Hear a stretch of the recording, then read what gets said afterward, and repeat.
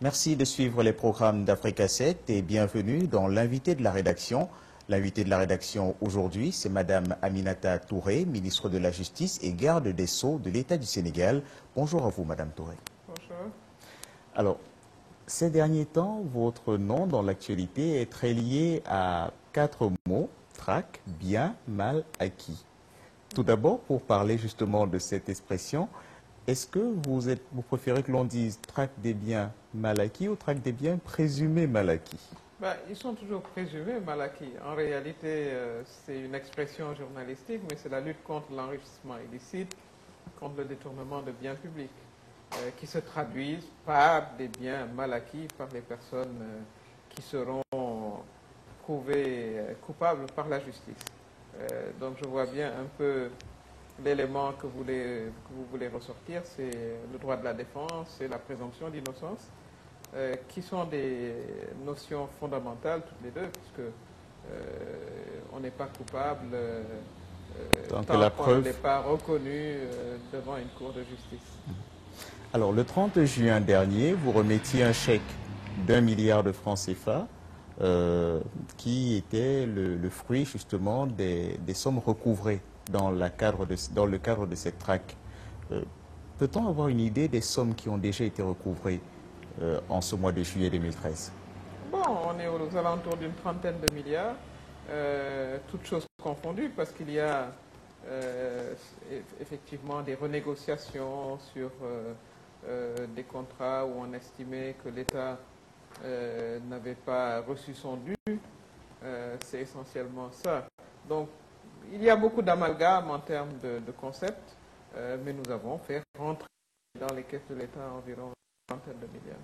Justement, à propos de cette trentaine de milliards, lors de votre dernière sortie, quand vous parliez de, je pense, 25 milliards, certains organes de presse ont affirmé que justement, dans cette somme, 25 milliards, il y avait 24 milliards qui représentaient le droit d'entrée, je pense, au port, et 1 milliard qui représentait ce qu'un opérateur économique devait, le reliquat d'un opérateur économique à l'État. C'est ça. Donc, en gros, nous sommes effectivement dans une trentaine de milliards. Vous maintenez le chiffre. C'est ça.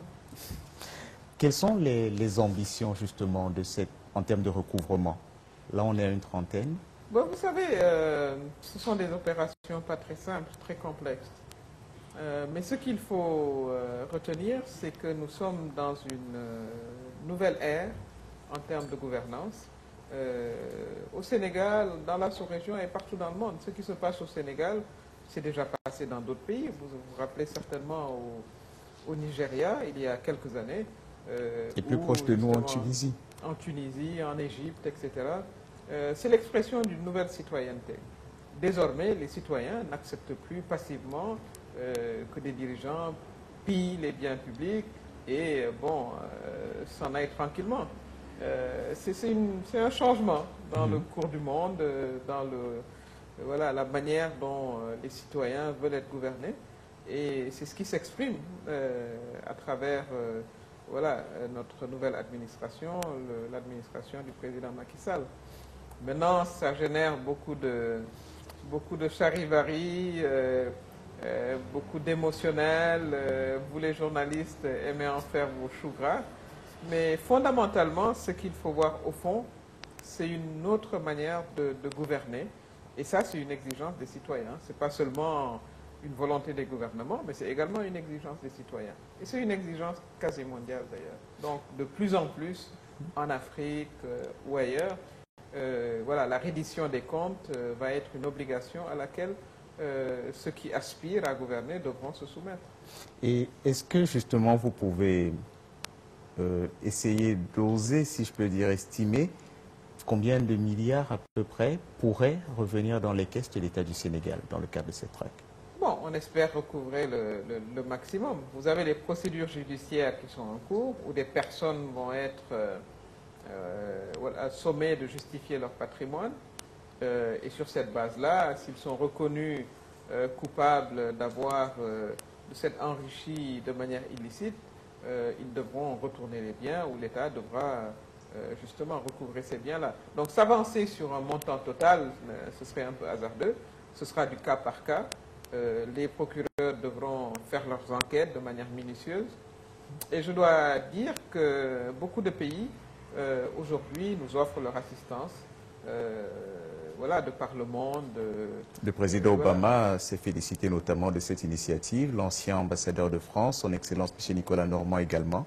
Et je pense que la Banque mondiale a une initiative star dans ce sens également.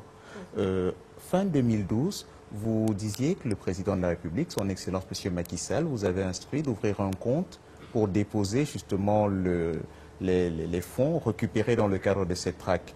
Est-ce que ce compte a été ouvert? Ce qui a été exactement fait, effectivement. Il y a une ligne spéciale au niveau du Trésor où ces montants sont domiciliés parce qu'il faudra également les utiliser de manière transparente. Et il n'y a pas meilleur endroit que le Trésor public, hein, puisque les comptes sont publics. Et il faudra justifier de leur utilisation devant le Parlement qui donnera son autorisation. Et cela se fera en fonction des priorités de développement. Parce que c'est ça l'objectif en fait. C'est que l'argent revient pour pouvoir financer des programmes de santé, d'éducation, des infrastructures. Voilà, cet argent n'aurait jamais dû quitter le trésor public. Donc on le ramène à la maison. On le ramène à la maison. Alors parlons à présent de l'un des cas, si l'on peut dire, les plus célèbres ou qui ont fait le plus jaser dans le cadre de cette traque, celui de M. Karim Wade. Certains de ces conseils affirment qu'il est poursuivi grâce à la loi de 1981 qui a été abrogée entre-temps. Et toujours selon ces conseils, le décret pris par le président, son Excellence M. Macky Sall, en 2012 pour donner, si je peux dire, redonner vie à la CREI, ne pourrait pas avoir plus de force, excusez-moi le terme, que la loi qui a abrogé justement ce texte de 1981. Qu'est-ce que vous pouvez répondre à cela? Le texte n'a jamais été abrogé. Ils le savent bien, puisque la loi est toujours là. Vous direz, regardez les archives voilà, de l'Assemblée nationale. Ce texte était bel et bien en vigueur. Il n'était pas mis en application. Et je pense qu'à un moment, le régime de l'époque avait pensé à abroger la loi, mais évidemment, il y avait un tollé des partenaires au développement. Donc cette loi, elle existe bel et bien. J'en veux pour preuve d'ailleurs, puisque vous avez dû suivre les avocats de la partie adverse sur ce dossier ont saisi la Cour de la CEDEAO qui a rendu son arrêt. C'était la question suivante, justement. Quelle est votre lecture de cet arrêt de la CEDEAO? Parce que les deux camps ont crié victoire dans la presse. Bon, s'ils sont contents de perdre, il en est ainsi. Mais de manière très claire, la Cour a été sans équivoque. Elle a estimé que les droits de M. Karim Wade n'étaient pas violés, puisque c'est une Cour de la CEDEAO des droits humains, ce qu'on oublie. Elle s'est déclarée incompétente pour s'immiscer dans les procédures en cours dans les États membres de manière très très nette. Sur l'inconstitutionnalité de la CREI, voilà, elle n'a pas trouvé à dire. Donc c'est effectivement une décision qui est satisfaisante, puisque c'est ce qu'on attendait d'une telle cour. Elle n'est pas en compétition avec les juridictions des États partis. Elle est là pour statuer sur des cas de violation voilà, particuliers. Et sur cette affaire-là, elle a clairement dit qu'elle ne voyait aucune violation des droits de l'homme. Donc ça nous donne satisfaction, bien que nous soyons sûrs au départ que nous ne procédions pas à une violation quelconque des droits. Puisque ce qui se joue également, c'est de démontrer que nos États peuvent administrer la justice de manière normale, en respectant les principes fondamentaux, droit de la défense, procédure contradictoire, etc. Donc ça, c'est à notre portée en tant que pays africain. Et c'est heureux de voir que la Cour de la CEDEAO, effectivement, a statué dans le sens de, effectivement, le Sénégal respecte les droits des individus dans ce sens-là. Alors, quittons M. Karim Wade pour parler du troisième président de la République sénégalaise, M. Abdoulaye Wade. Dans la presse également, on a évoqué la fermeture du compte de M. Abdoulaye Wade en France. Alors, il y a eu, certains ont affirmé que c'était le fruit de procédures initiées par l'État du Sénégal. D'autres ont affirmé que c'était l'application d'une directive européenne.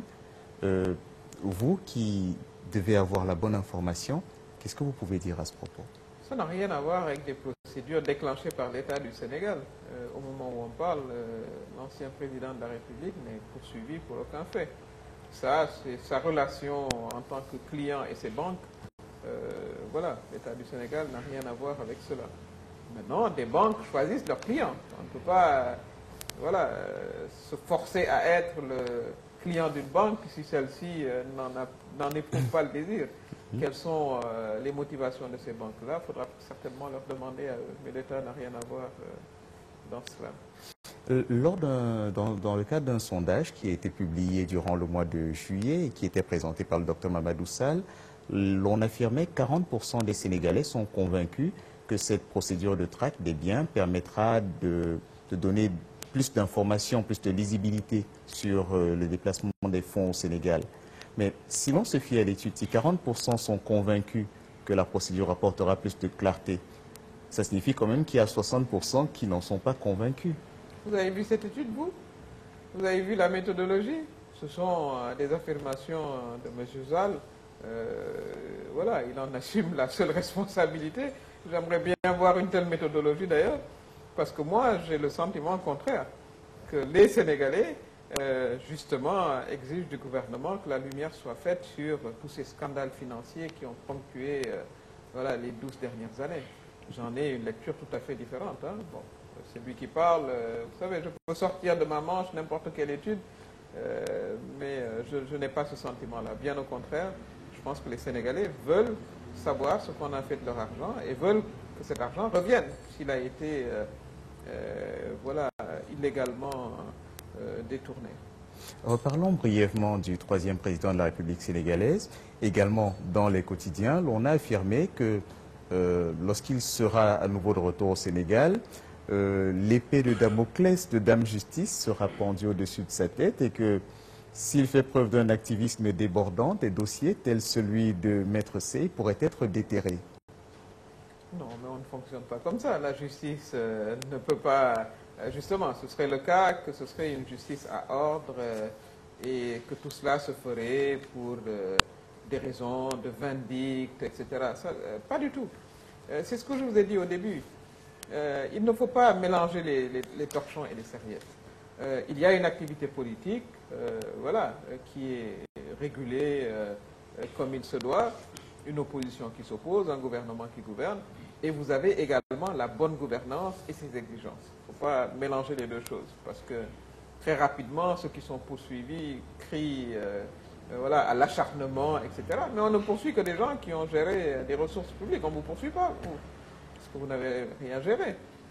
Mais s'il y a des audits qui sont là, qui montrent qu'il y a eu des faits délictuels et constituent les responsabilités, il est normal voilà, que justice soit faite, qu'on tire tout cela au clair et que ceux qui doivent être sanctionnés soient sanctionnés. Ceux qui ne sont, à qui on ne trouve aucun reproche vaqueront à leurs occupations. Soit dit en passant d'ailleurs qu'il y a dans des dossiers d'audit des personnes qui ont été complètement innocentées, blanchies et qui sont retournées chez eux tranquillement, Donc il y a deux choses. Mais évidemment, dans un souci de confusion, souvent, voilà, certains membres de l'opposition ont tout à fait intérêt à mélanger les deux choses, à créer un climat de confusion. Mais les Sénégalais restent très vigilants. Ils voient bien ce qui relève de la politique et ce qui relève de la bonne gouvernance et du recouvrement de leurs fonds publics. Eux voient bien la différence. Donc voilà, tout Sénégalais a le droit de rentrer chez lui. L'ancien président de la République peut venir au Sénégal autant de fois qu'il le souhaite, puisqu'il est sénégalais.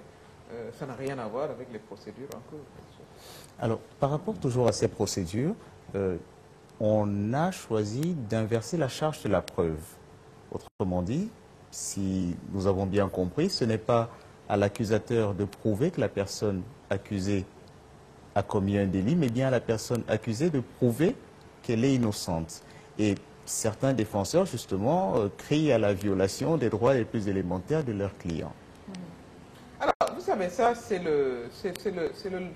la discussion de la poule et de l'œuf qui vient avant. Parce qu'il est évident que lorsque le procureur de la République vous met en demeure vous pensez bien qu'il a fait son enquête pour s'assurer que les biens qu'il vous demande de justifier, vous ne pouvez pas les justifier, parce qu'il a fait une enquête. Donc c'est souvent un peu de la rhétorique que de le dire, parce que si par exemple je vous reproche un patrimoine de 6 milliards ou 60 ou 600 milliards de francs CFA, en sachant que vous n'avez été que fonctionnaire, je sais combien vous gagnez, je sais ce que vous avez hérité de votre papa ou de votre maman, évidemment, la charge de la preuve, que vous me la rapportiez ou que je vous le dise, elle est simple à déterminer. Donc c'est souvent un jeu de mots. Mais le travail du procureur va plus loin que juste de vous accuser en vous disant « défendez-vous ». Mais de toute façon, si vous avez gagné honnêtement votre vie, vous devriez être capable de justifier votre patrimoine. Donc il n'y a pas besoin même de se cacher derrière un argument juridique pour le faire. Seulement, si vous avez un patrimoine qui n'a rien à voir avec les revenus qu'on vous a connus, ben oui, là, vous avez quelques soucis. Mais le procureur lui-même, dans le cadre d'un bon dossier solide, fait ses enquêtes et voilà. Parce que de toute façon, tout ça atterrit devant la commission d'instruction. La commission d'instruction, elle, regarde voilà, vos justificatifs, les allégations du procureur, et c'est elle qui juge.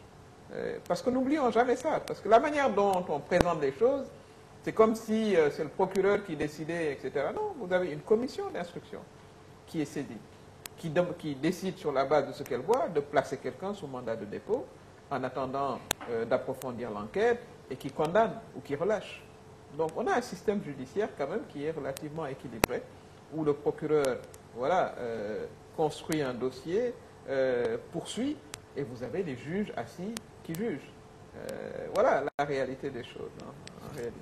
Alors, l'actualité judiciaire également au Sénégal durant cette avant-dernière semaine du mois de juillet, c'est bien cette affaire de trafic de drogue, mettons supposé, dans les forces de police.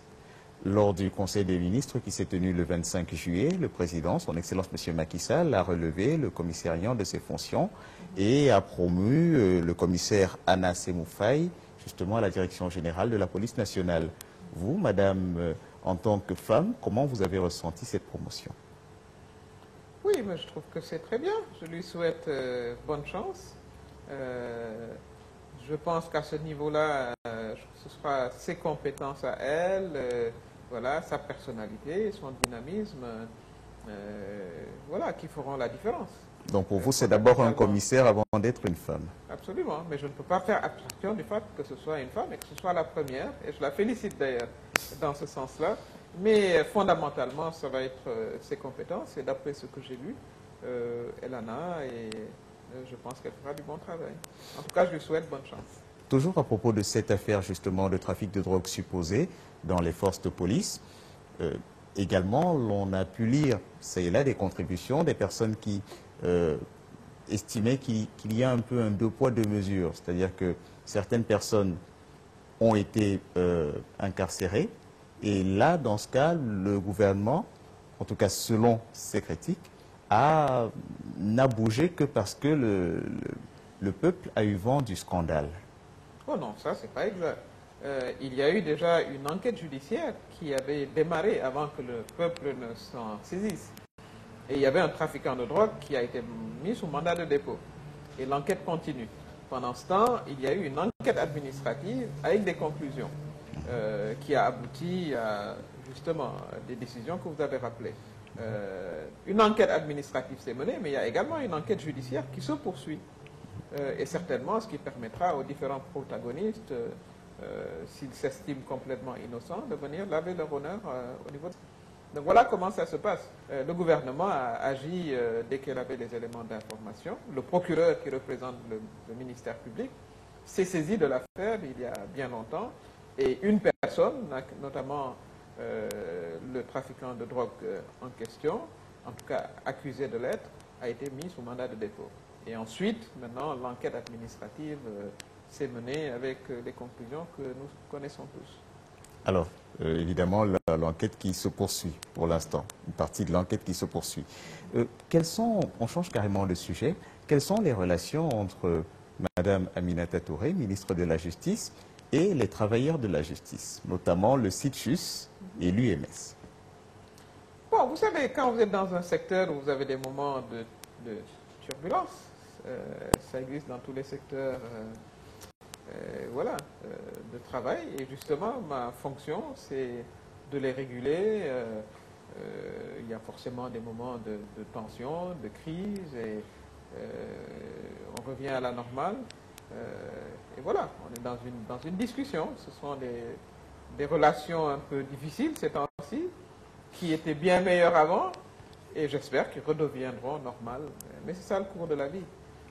Parce que parfois, il y a des décisions qui sont prises, qui ne sont pas de nature à plaire aux travailleurs, mais qui sont peut-être nécessaires également pour le plus grand nombre de citoyens. C'est le cas de ce décret qui a déclenché le mouvement d'humeur au niveau de la justice. Mais nous avons entamé des discussions.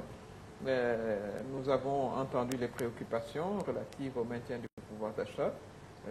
Mais le décret était nécessaire parce qu'il ouvrait la voie à des investissements massifs qui permettraient justement de prendre en charge la demande sociale, et notamment pour le cas précis, voilà, d'avoir des réponses sur la question de l'énergie, etc. Mais nous avons avancé dans les discussions et j'espère que nous irons rapidement au terme de cette Période tension douloureuse. Il vous a été reproché notamment de ne pas avoir fait également un pas. Parce qu'au départ, ces travailleurs de la justice, du CITJUST notamment, souhaitaient purement et simplement l'abrogation du décret. Puis ils ont souhaité ne serait-ce que sa suspension le temps des discussions. Et vous avez été présenté un peu comme la dame de fer qui traitait la grève d'illégale carrément. Est-ce que vous êtes toujours dans cette démarche ou bien vous êtes, après le bâton, vous présentez la carotte? Vous les journalistes, vous aimez toujours rajouter de l'huile au feu. Mais bon, non, ce qu'il faut comprendre, c'est que c'est un décret présidentiel. On ne le rapporte pas ni le suspend. Ce n'est pas prévu par la loi. Bon, ce sont des juristes qui le demandaient quand même. On suppose qu'ils s'y connaissent plus ou moins en procédure. Oui, il y a d'autres juristes qui s'y connaissent également en procédure, mais on n'a jamais suspendu l'État, lorsqu'il prend des décisions, les prend de manière mûrie et réfléchie. C'est la signature du président de la République. Maintenant, il faut discuter sur voilà, comment pallier aux effets collatéraux d'un tel décret, notamment en matière de pouvoir d'achat, comme je l'ai dit, des travailleurs. Mais le décret a une portée qui va beaucoup plus loin et qui touche 13 millions de Sénégalais. Voilà, si on doit attirer des investisseurs, si on a des objectifs voilà, économiques, améliorer l'emploi, fournir de l'énergie en quantité suffisante, etc., on est obligé parfois de prendre des décisions qui ne sont pas faciles pour un petit groupe, mais il faut engager une discussion avec ce groupe-là et s'assurer qu'à terme, voilà, on trouve une solution intelligente. Et à propos justement des grèves initiées par le syndicat des travailleurs de la justice, vous maintenez que les pensions seront effectuées sur les salaires, donc pas de travail, pas de salaire? Nous sommes en discussion et vous savez, la loi également, elle est ce qu'elle est. Il y a le droit de grève qui est respecté, c'est clair, mais il y a également les dispositions du contrat de travail. C'est un rappel également. Mais disons que nous sommes à une phase de discussion et nous espérons trouver une solution pour que justement les justiciables retrouvent leurs tribunaux dans des conditions normales. Mais tout ceci fait partie de la vie, hein, parce que gérer, c'est également devoir faire face à ce type de tensions et trouver les solutions pour les dépasser. Est-ce que le problème de fond, si l'on peut dire, ce n'est pas la question de l'indépendance justement du pouvoir exécutif et du pouvoir incarné par la justice? Non, pas du tout, parce que les greffiers sont des fonctionnaires. Ce ne sont pas des magistrats, il faut pas faire la distinction. Ce sont des fonctionnaires, ils sont syndiqués d'ailleurs, ils ont droit à un syndicat. Rappelez-vous que dans le pouvoir judiciaire, incarné par les magistrats, ils n'ont pas le droit de grève, ils n'ont pas voilà, une opinion à exprimer, ils ont un droit de réserve, etc. Voilà, donc ça ce sont des dispositions particulières et des contraintes qui leur sont assignées. Pour ce qui concerne le reste du personnel, dont les greffiers, Ils contribuent à l'activité judiciaire, mais ce sont des fonctionnaires. Certains d'ailleurs viennent d'autres corps. Vous retrouvez des instituteurs qui ont passé le concours par la suite, etc. Donc c'est deux choses différentes. Là, il s'agit de la gestion voilà, d'un groupe de fonctionnaires qui estiment qu'une décision de l'État va porter atteinte à leur pouvoir d'achat. Moi, je pense que non. Je pense qu'au contraire, ça pourrait même l'améliorer. Mais nous allons trouver des moyens pour que ce pouvoir d'achat-là soit préservé. Et c'est ça l'essentiel. C'est cela l'essentiel. Est-ce que vous pouvez nous dire quelques mots sur le programme sectoriel justice qui était censé s'achever durant cette année 2013? Le programme sectoriel justice va au-delà de 2013. En fait, il va en 2016. Il y a une partie, par exemple, le programme avec l'Union européenne qui va se terminer en novembre. Il y a eu beaucoup d'avancées. Nous allons Dans quel domaine notamment? Nous allons parachever la grande réforme du code pénal et du code de procédure pénale. Nous avons introduit plusieurs changements relatifs, par exemple, aux violences faites aux femmes, au vol du bétail, à la question de la sanction supplémentaire en cas de détournement de deniers publics, toute une série de changements qui nous paraissaient fondamentaux. Nous allons améliorer le code de procédure pénale également. Et cela va se parachever voilà, au mois d'octobre. Nous avons également la modernisation de la justice avec l'informatisation. Nous avons beaucoup avancé. Vous allez aujourd'hui au palais de justice, le système est mis en place. Il fonctionne doublement à côté du système papier, comme je dis. Mais très rapidement, nous allons passer à l'uniformisation et à l'informatisation intégrale. Donc le personnel est en train d'être formé. Nous avons mis en place tout le dispositif informatique. Et ça devrait raccourcir considérablement les délais de traitement des procédures judiciaires. Nous travaillons sur l'informatisation du casier judiciaire également, pour qu'on puisse faire une demande en ligne et qu'on ne soit plus obligé d'aller à son lieu de naissance pour obtenir son casier judiciaire, mais qu'on puisse l'avoir dans l'ensemble des juridictions, parce qu'on aura un fichier centralisé qui pourra être consulté à partir d'un serveur unique. Donc ça, ce sont également disons, des progrès importants. Nous avons procédé à la réforme du code de procédure civile pour accélérer également le contentieux civil, le contentieux des affaires notamment, avec les fameux juges de mise en l'état, c'est-à-dire des juges qui vont encadrer les procédures pour que justement les parties ne soient pas là dans un jeu dilatoire, de report de procédures qui allonge considérablement les délais de traitement des affaires commerciales notamment. Et ça n'attire pas l'investissement. Donc nous avons procédé à cette réforme. Le décret a été approuvé la semaine dernière et on pense que c'est de nature à améliorer notre performance dans le doing business, qui est l'indicateur qui mesure l'environnement des affaires pour les différents pays. Et comme vous savez, beaucoup d'investisseurs étrangers utilisent cet indice pour savoir est-ce qu'ils vont investir au Sénégal, en Mauritanie ou ailleurs. Donc ça aura également un impact. Tout ça pour dire que la justice ne fait pas que de la traque des biens mal acquis. Comme je viens de vous expliquer, on travaille sur plusieurs aspects, l'environnement des affaires.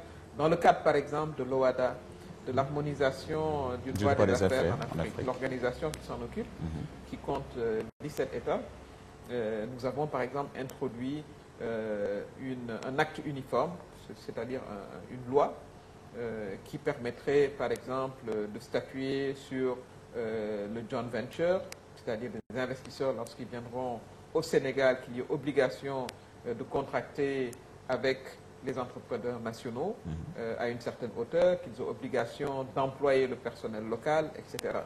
Donc, c'est quelque chose également qui fait son chemin. Et nous avons fait des progrès. Je pense que l'ensemble des États membres seraient partie prenante. Et nous allons parachever cela d'ici la fin de l'année également. Nous changeons à nouveau de sujet pour parler de l'audit de la fonction publique. On a globalement, en termes de résultats, il y a à peu près 112 700 fonctionnaires qui sont tout à fait en règle, mais il y a au moins 2000 dont les salaires ont été suspendus. Alors cet audit est censé reprendre d'ici la fin du mois de juillet, mais est-ce que des sanctions, parce qu'on avait annoncé carrément des poursuites pour que les personnes ayant perçu indûment des salaires puissent les rendre, qu'est-ce qui est déjà en train d'être concocté ici au ministère de la Justice en ce sens? Ah oui, mais nous attendons d'être saisis par le ministère en charge de la fonction publique et qui va le faire. Et nous faisons partie de ce comité interministériel, un peu voilà, qui coordonne cette activité. Mais c'est le maître de chantier, c'est le ministère en charge de la fonction publique, qui nous référera les cas de sommes indûment perçues. Et ces gens-là seront effectivement poursuivis, soit ils remboursent, ou alors la loi s'appliquera. Parce qu'il s'agit de deniers publics, il s'agit d'impôts des Sénégalais, de fonds publics. Mais bon, c'est une infime partie des fonctionnaires, il faut dire. Absolument. 2000 sur 111 000 sur 100 à peu et quelques près. mille. Mais c'est bien que cet audit ait été fait. Ça a permis également de savoir qui fait quoi, à quel endroit. Je crois que c'était une opération extrêmement utile. Mais lorsqu'on sera saisi, voilà, la procédure suivra son cours. C'est à ça que la justice sert. Et voilà, tout le monde disposera de ses droits pour se défendre et les textes s'appliqueront. Durant cette semaine du 28 juillet 2013, une fois de plus, le pool de défense du président, M. Sénabré, a fait face à la presse pour crier une fois de plus à la violation de la Constitution sénégalaise, notamment l'article 90 à propos de la nomination des magistrats. Donc ils affirment que leur client ne devait pas être incarcéré et que le Sénégal ne doit pas le juger. Et là également, il est question d'un arrêt de la CEDEAO. Votre mot sur cette affaire Habré? Oh, mais ça c'est la partie, les arguments de la défense. Il faudra écouter les arguments du procureur. Il y a eu beaucoup de rebondissements dans cette affaire, comme vous avez certainement dû la suivre.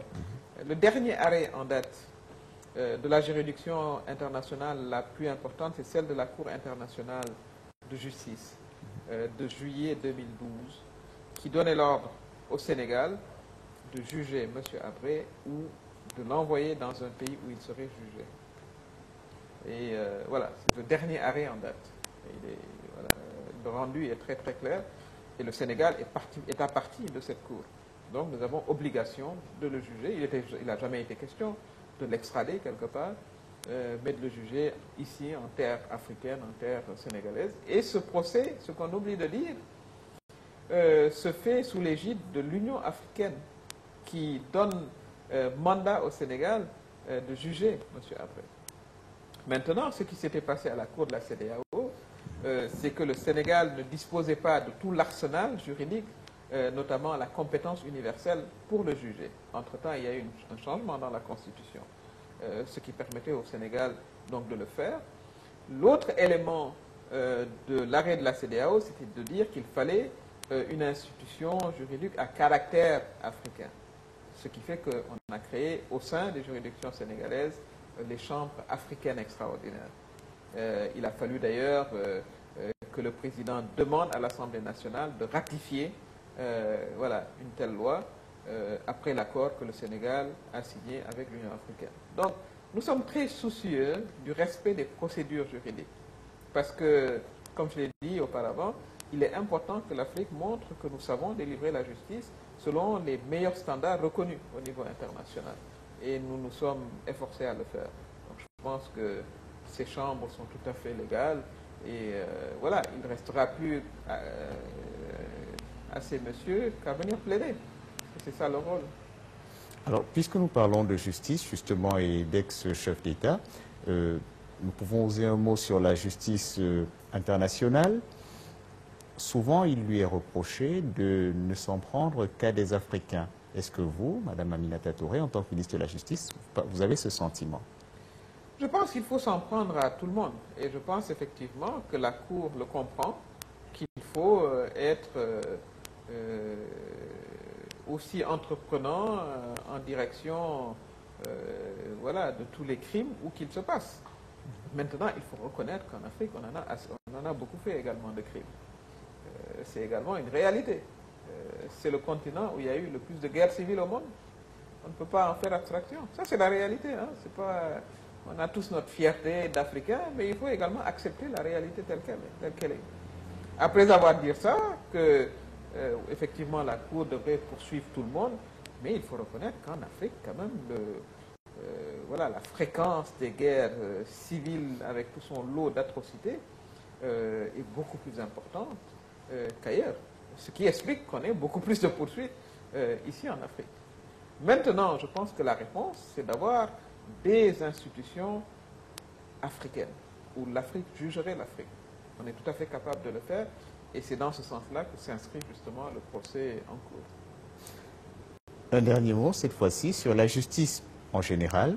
Lorsqu'on parle de justice, il y a, en tout cas pour le commun des justiciables, un côté austère. Pour vous, qu'est-ce que la justice est, mais que les populations ne perçoivent pas? Je pense que la justice, c'est d'abord une valeur, ce qu'on oublie de dire. C'est peut-être le seul ministère qui porte le nom d'une valeur.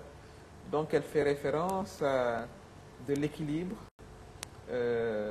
qu'on ait le sentiment qu'on soit petit ou grand, riche ou pauvre, instruit ou pas, lorsque je vais devant la justice, j'ai une chance égale à celle des autres. Est-ce que dans la pratique, voilà, c'est peut-être ça qui n'est pas encore une réalité, et il faut travailler dans ce sens-là.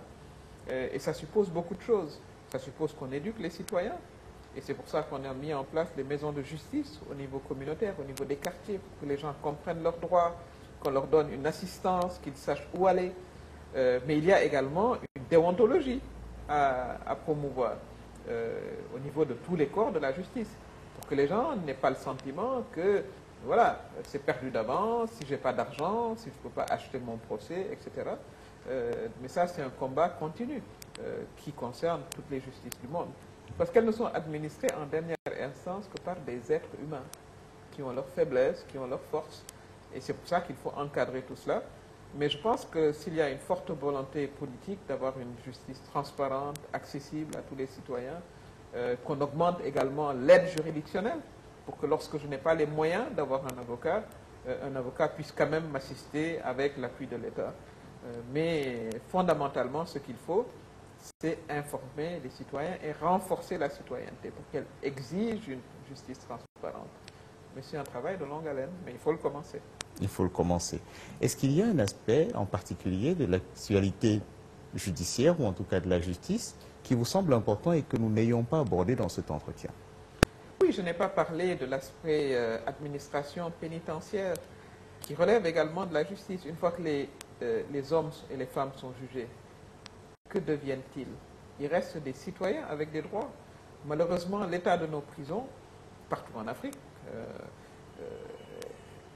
ne respecte pas fondamentalement les droits fondamentaux, les droits humains.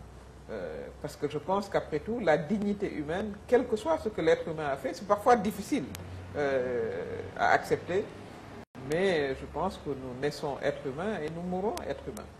Ce qui veut dire qu'il faut vraiment améliorer fondamentalement les conditions d'incarcération. Hélas, pendant les 50 dernières années, dans ce pays, on n'a pas construit une seule prison. La prison de Rebus date voilà, du début du siècle dernier. Ça, fondamentalement, c'est quelque chose qui est un peu déchirant et qu'il faut améliorer au plus vite. Voilà. En termes, justement, vous parlez de construire des prisons.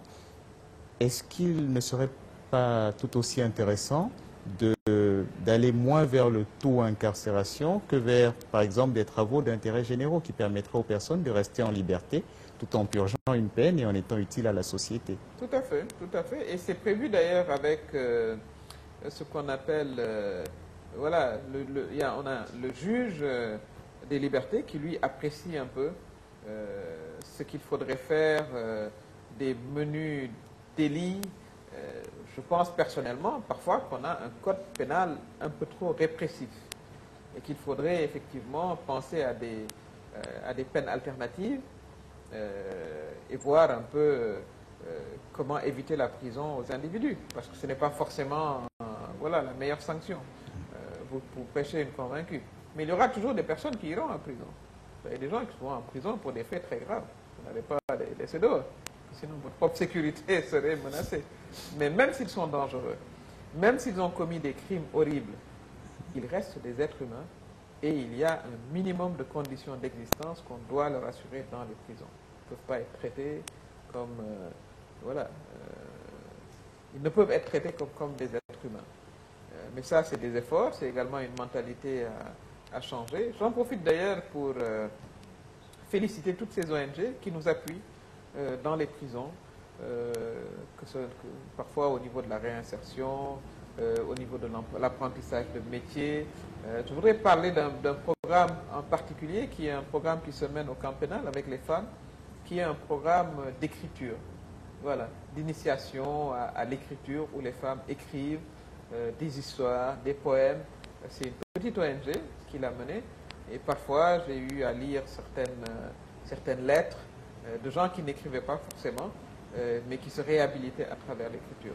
Vous avez beaucoup de petites organisations comme ça à travers le pays. C'est l'occasion pour moi de les remercier et de leur rendre hommage. De leur rendre hommage. Mais puisque nous parlons justement des prisons et que vous parlez du travail qui est fait quelquefois bénévolement dans ces lieux d'incarcération, il y a un aspect en particulier, celui de la santé. Quelquefois, des acteurs de la réponse, notamment au VIH, se plaignent d'une situation un peu complexe dans les prisons. Ils expliquent qu'il est assez difficile de faire rentrer des instruments de prévention dans les prisons, difficile voire impossible. Donc, dans ce sens-là, qu'est-ce qui est fait notamment pour la... Parce qu'on se doute quand même qu'il y a bien des actes sexuels dans les prisons. Qu'est-ce qui est fait dans ce sens-là? Oui, mais en prison, ça ne devrait pas être le cas, justement. C'est un lieu de privation de liberté, ça ne peut pas être comme à la maison. Ça également, il faut qu'on se le tienne pour dire. La prison, mieux vaut l'éviter. Chaque fois qu'on parle de conditions d'incarcération, je dis qu'il faut éviter d'y aller. Si on a le juge d'application des peines qui peut trouver des peines alternatives, bon, tant mieux. Mais une fois qu'on y est, il y a une rigueur et une transparence qui fait que, bon, une prison, elle vous prive de beaucoup de vos droits, parce que c'est ça la sanction. Évidemment, il faut voir dans tout cela comment assurer la sécurité des uns et des autres. Mais nous savons qu'il y a de la violence, etc. Mais il faut toujours la prévenir. Il faut toujours mettre en place des mécanismes. Mais vous ne pouvez pas avoir les mêmes méthodes de prévention que vous avez dans un monde libre, entre guillemets. Il y a une contrainte. La prison, elle vient avec cela, avec la perte aussi de sa liberté sexuelle, si je pourrais dire. Ça également, il faut qu'on le comprenne bien. Ce sera donc notre mot de la fin. Merci à vous, Madame Aminata Touré, d'avoir été l'invitée de la rédaction. Je rappelle que vous êtes ministre de la Justice, garde des Sceaux. Merci pour votre disponibilité. Je vous remercie. Merci à vous d'avoir suivi l'invité de la rédaction sur Africa 7 et retrouvons-nous bientôt avec un autre invité, toujours sur votre chaîne Africa 7.